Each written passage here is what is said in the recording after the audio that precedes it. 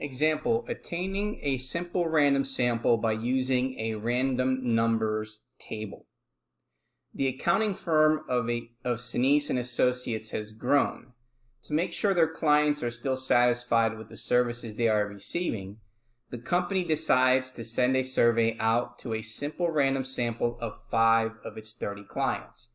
If we look over to the right, table 3 represents the 30 clients. Now here is the random numbers table.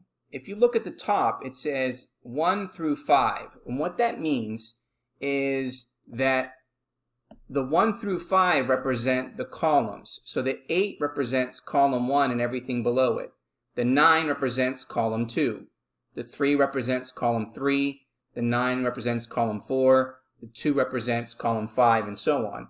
If we go to the next one, we can see that this is column 6, column 7, column 8, column 9, column 10, all the way up to column 50. Okay? And then over here, we can see that this represents the row. That's row 1, row 2, row 3, all the way down to row 20. Okay?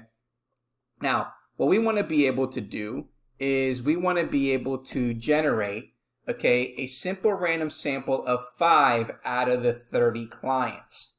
Okay? So we need to make sure that we have a number that's 2 digits or less than 30 that we can choose from.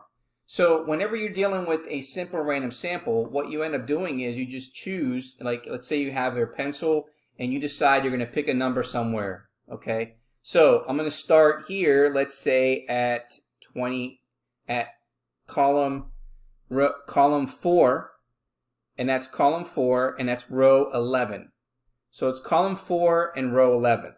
Okay, so if you look at column 4 and row 11, we can see that that 2-digit number represents 28. Okay, so that's our starting point.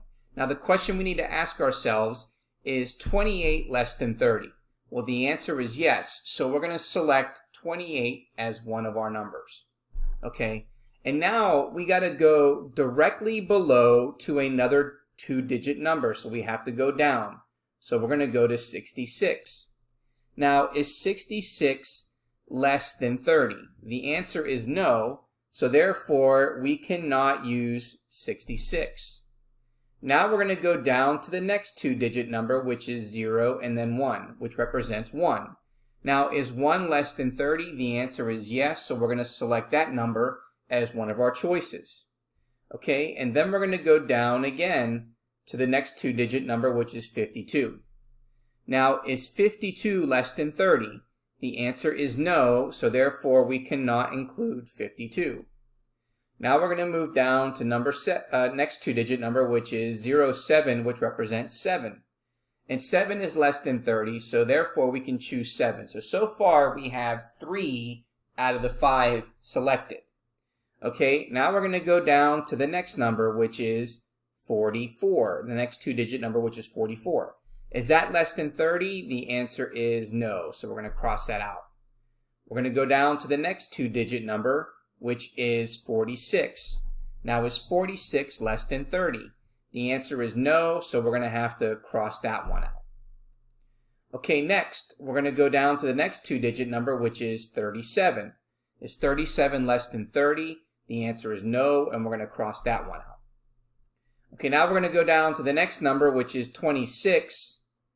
Now, is 26 less than 30? The answer is yes, and it's not repeated out of our first 3 choices, so we're going to include 26. Now, if it was repeated, we would have to cross that one out and move to the next one. Okay, now we're going to go down to the next 2-digit number, which is 11. And is 11 less than 30? The answer is yes, and therefore we have 11. So now we have our 5 clients. And those numbers are associated with the following. Well, we know with number 1, or 28, was selected, which was the Venetian Gardens restaurant.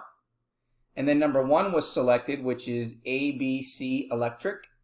We know that number 7 was selected, which is Dino Jump. Number 26 was selected, which is Travel Zone. And then number 11 was selected, which is Fox Studios. So therefore, those are the 5 out of the 30 clients that we obtained using a simple random sample to get those clients.